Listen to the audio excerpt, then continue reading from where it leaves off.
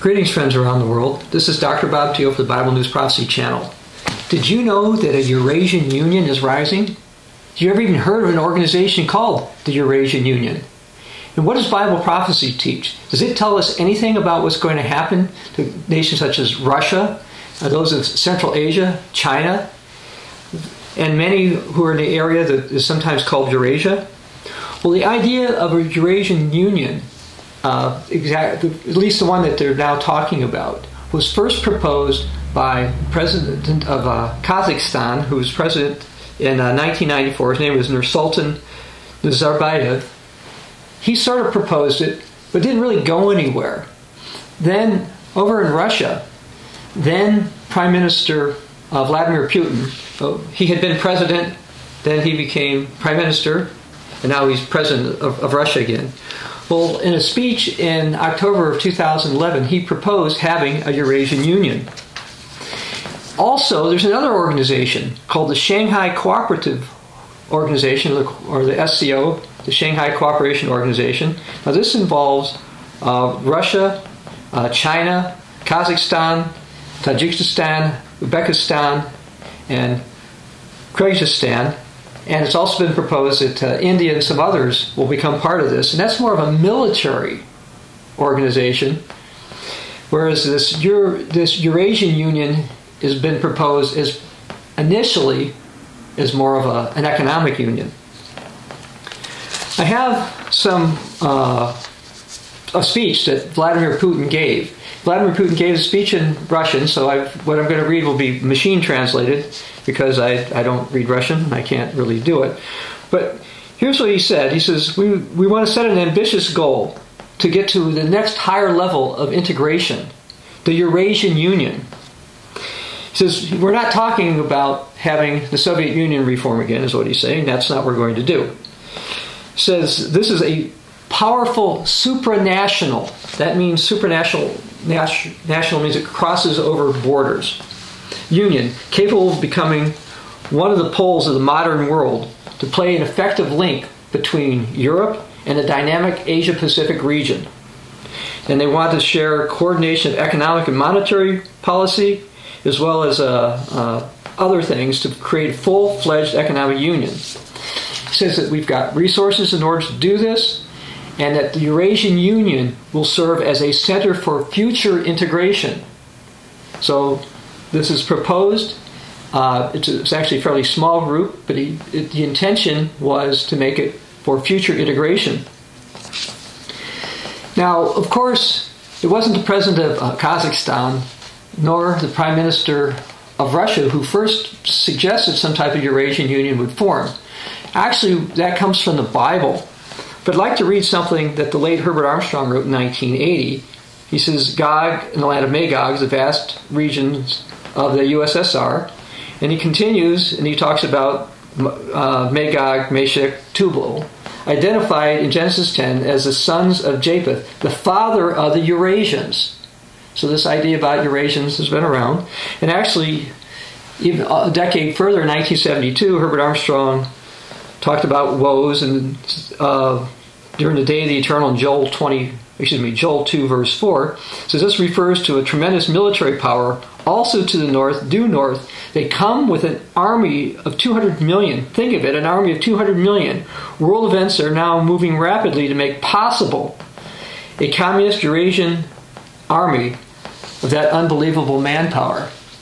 Well, while this 200 million man army will not necessarily be communist, when Herbert Armstrong wrote this, the Soviet Union was communist, and China, who still considers itself communist, were out there.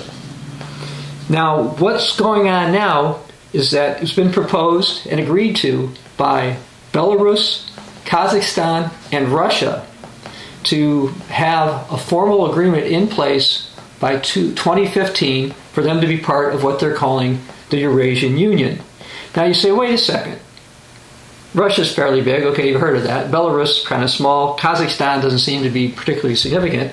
How can two little countries plus a big one amount to much? Well, over in Europe, we've got the European Union. And that actually grew out of the Benelux nations. Who are those? Belgium, Netherlands, and Luxembourg. Well, the Netherlands has got a fairly large population. The other two lands are not that big. And it wasn't a very large organization. And now that's morphed into various regenerations of it. And now we have the European Union with 28 nations and cover a territory with more people than the United States and bigger overall economic impact in the world or production than the United States. Again, they only started with 3 little countries, and over in the Eurasian Union, they've got more land because Russia's fairly large. So we're going to see that, as Vladimir Putin said, this was supposed to be something that would help grow into something further. And some have said that it stretches from the Polish border to the Pacific. The new Eurasian Union will be the nucleus of a larger transnational entity. They're coordinating their militaries, and Putin is pushing for more coordination of their security services. And they're also hoping to get Armenia, Georgia, Kyrgyzstan, Moldova, Tajikistan, and the Ukraine in the future, and we'll talk about that in a moment.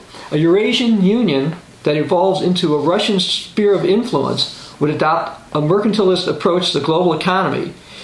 It will likely monopolize regional security. And it says that one of the key institutions of the Eurasian Union is something called the Eurasian Commission, which was launched in July of 2012. And it's similar to the Commission for the European Union. But did you know about all this? All this has been going on. But over in the West, we don't tend to pay as much attention to what goes on in the Central Asian republics. But a group is forming over there. Now, interestingly, in December 2012, Vladimir Putin, president of Russia currently, as I do this in August of 2013, he was going to attend a EU-Russia summit in Brussels in December of 2012, and he said he wanted to be there as the leader, or a leader, excuse me, of the Eurasian Union, not just as the president of Russia. And when he got there, he talked about the Eurasian economic integration between Russia, Belarus, and Kazakhstan.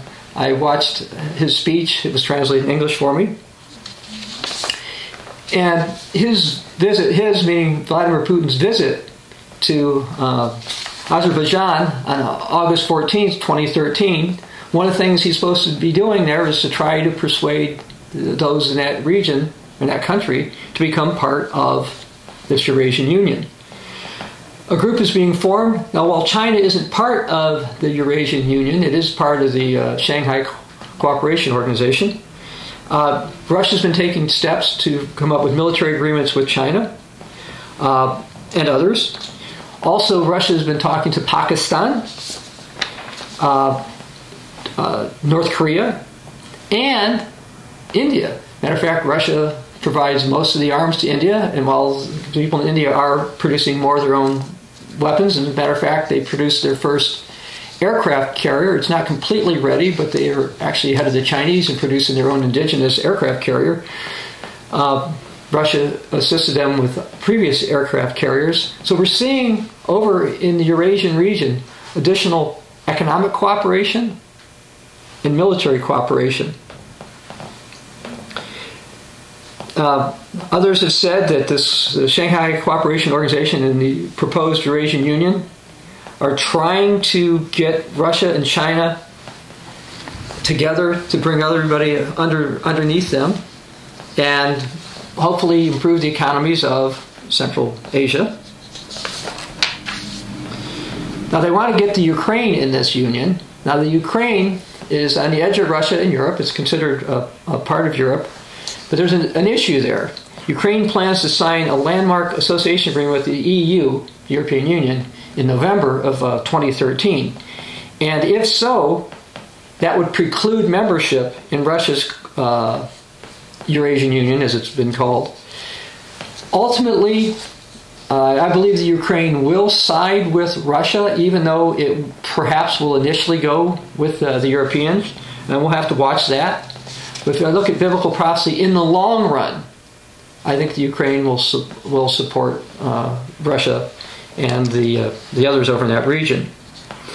Now, there was a report in August of 2013 by the current Russian Prime Minister, Dmitry Medvedev, and he said that because of the Eurasian integration so far, this increased trade in those countries by 40 to 50%, and that the people in the Eurasian Union are financially benefiting from this already, and therefore more should come together and become part of it.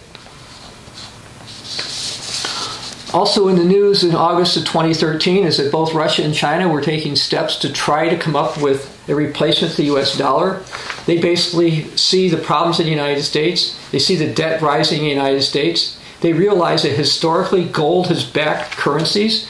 So Russia, which produces gold, and China, which not only produces some gold but imports a fair amount of gold, are looking at having gold backing in their currencies, trying to get them together, trying to propose things that will come up with a basket of currencies to replace the US dollar as the world's reserve currency. And former President Nicolas Sarkozy of France, when he was the president, he went over to China a couple of years ago with the intent to try to come up with a replacement for the United States dollar, and the Chinese are working about that. But what about Bible prophecy? And what's going to happen? If you take your Bibles, I'm going to briefly read something from Daniel chapter 11. Daniel chapter 11 verse 40 talks about the king of the north. In verse 43 it says, "He shall have power over the treasures of gold and silver, over all the precious things of Egypt. Also the Libyans and the Ethiopians shall follow at his heels. But news from the east and north shall trouble him. Therefore he shall go out with great fury to destroy and annihilate many. He shall plant the tents of his palace between the seas and the glorious mountain, yet he shall come to his end, and no one will help him." Who's this king of the north? Well, we have a video you can watch. It says, can you prove that the beast to come is European? This king of the north here is Europe. But what's north and east of Europe? Well, there's not much that's particularly north of Europe that's got any power except Russia. And east would be, well, Russia goes all the way to the east. And you've got China, and you've got Korea, and you've got Japan, etc.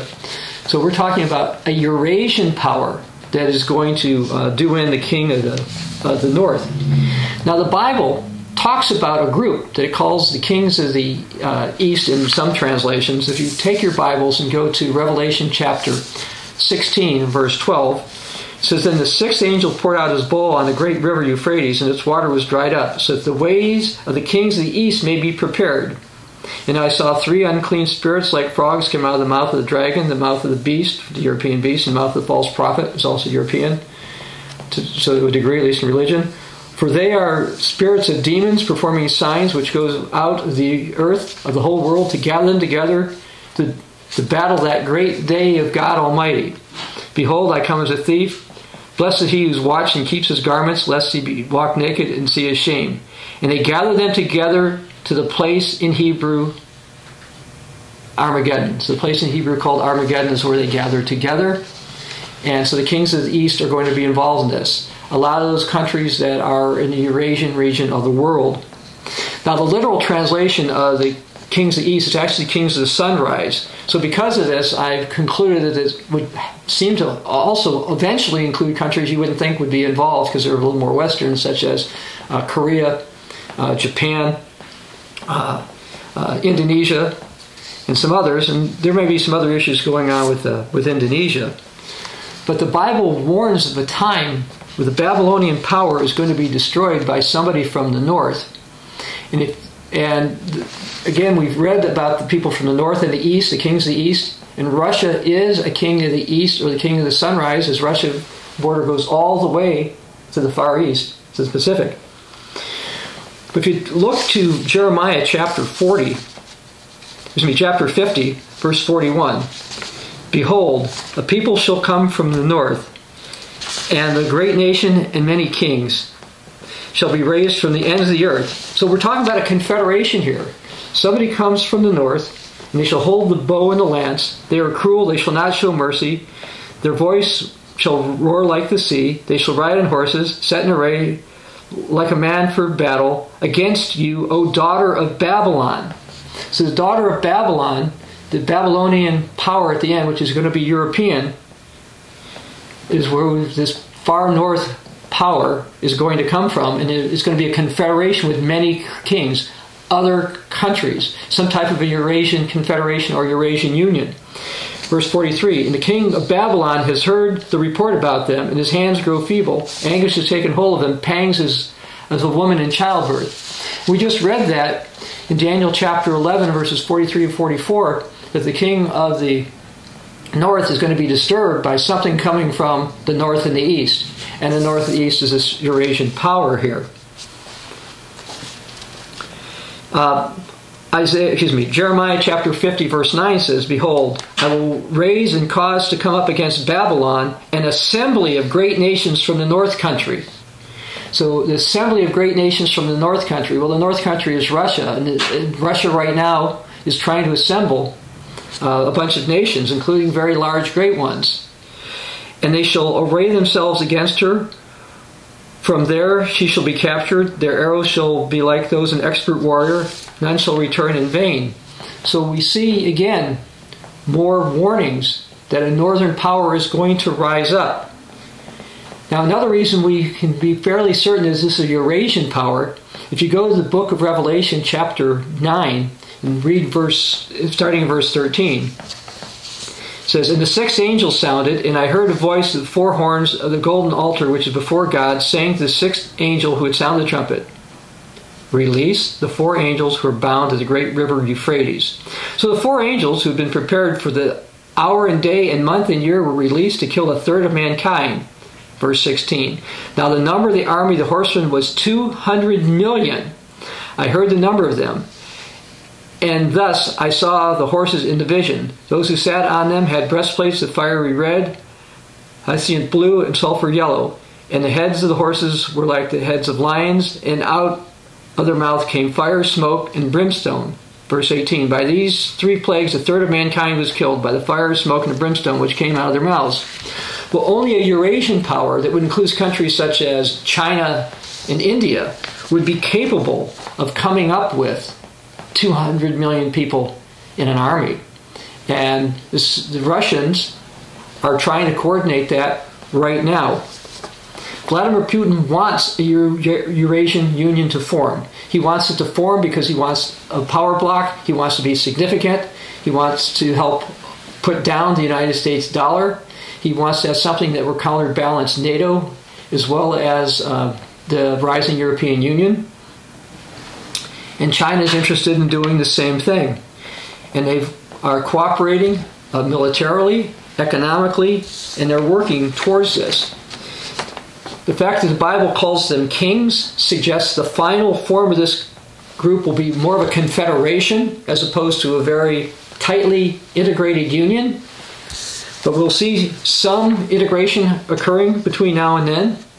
The Bible's absolutely clear that the kings of the sunrise are going to get together, and they're ultimately going to destroy much of the final Babylon empire that the Europeans are going to end up building. This currently forming Eurasian Union will be a prelude to the cooperation between the final kings of the East, the formation of the 200 million man army, and the Battle of Armageddon. This is Dr. Bob Thiel for the Bible News Prophecy Channel.